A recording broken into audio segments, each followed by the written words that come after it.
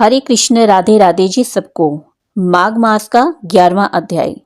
10वें अध्याय में आपने श्रवण किया कि किस प्रकार में माघ मास के महीने में आपको जप तप ध्यान इत्यादि करना चाहिए। अब श्रवण करते हैं 11वें अध्याय की कथा, जो इस प्रकार है। यमदूत कहने लगा कि हे वेश्य, मनुष्य का सदैव शालिग्राम की शिला में तथा वज्र ये कीट गोमती चक्र में भगवान वासुदेव का पूजन करना चाहिए, क्योंकि सब पापों को नाश करने वाले तथा सबका पुण्य देने वाले तथा मुक्ति प्रदान करने वाला भगवान विष्णु को इनमें निवास होता है। जो मनुष्य शालिग्राम की शिला या हरि चक्र में पूजन करता है, वह अनेक मंत्रों का फल प्राप्त कर लेता है। जो फल देवताओं को निर्गुण ब्रह्मा की उपासना में मिलता है, वही फल मनुष्य को भगवान शालिग्राम के पूजन से प्राप्त हो जाता है।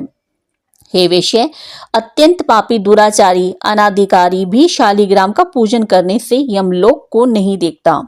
भगवान को लक्ष्मी जी के पास अथवा वैकुंठ में इतना आनंद नहीं आता जितना शालिग्राम की शिला या चक्र में निवास करने से मिलता है।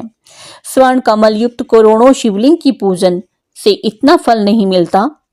भक्ति पूर्वक शालिग्राम का पूजन करने से विष्णु लोक में वास करके मनुष्य चक्रवत हो जाता है। काम क्रोध लोभ मोह अहंकार से युक्त होकर भी मनुष्य शालिग्राम का पूजन करने से वैकुंठ में प्रवेश करता है, और जो सदैव शालिग्राम का पूजन करते हैं, प्रलय काल तक वे वैकुंठ धाम में वास करते हैं। माना जाता है कि जो दिशा नियम और मंत्रों से चक्र में बलि देता है, वह ही निश्चय विष्णु लोक को प्राप्त होता है। जो शालिग्राम के जल से अपने शरीर को अभिषेक करता है, वह मानव संपूर्ण तीर्थों में स्नान करता है। गंगा रेवा गोदावरी सबका जल शालिग्राम की शिला के सन्मुख अपने पितरों का श्राद्ध करता है। उसके पितर कई कल्प तक स्वर्ग में वास करते हैं।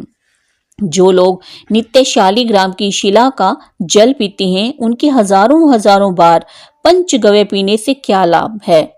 जहां पर शालिग्राम है, वह स्थान तीर्थ स्थान के समान ही माना जाता है। वहां पर किए गए संपूर्ण दान होम करोड़ों गुना फल को प्राप्त होता है।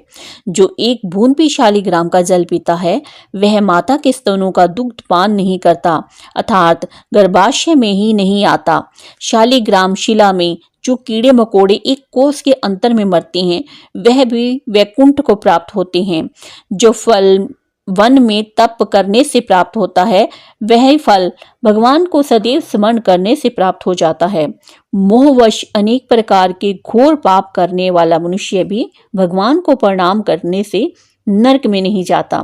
संसार में जितने तीर्थ और पुण्य स्थान हैं, भगवान केवल नाम मात्र के कारण से प्राप्त हो जाता है। और जो व्यक्ति माघ मास की पूर्णिमा से प्रातःकाल गंगा यमुना सरस्वती के संगम में अथवा किसी भी नदी में स्नान करके एवं पवित्र होकर उसी क्षेत्र में एक मंडप बनाकर उसमें भगवान विष्णु की स्थापना करता है और ब्राह्मण को बुलाकर गौरी गणेश तथा नवग्रह की स्थापना करके सत्यनारायण भगवान की पूजना अर्चना करता है, इसके पश्चात गीत कीर्तन मंगल गान तथा उत्सव मनावे तथा यथाशक्ति ब्राह्मणों को भोजन करावे और यथाशक्ति उनको दक्षिणा भी दे।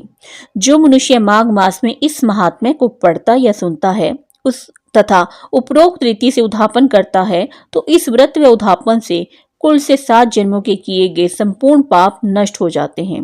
उस मनुष्य को सुख संपत्ति एवं सौभाग्य की प्राप्ति होती है तथा उसके सभी सकल मनोरथ सिद्ध हो जाते हैं।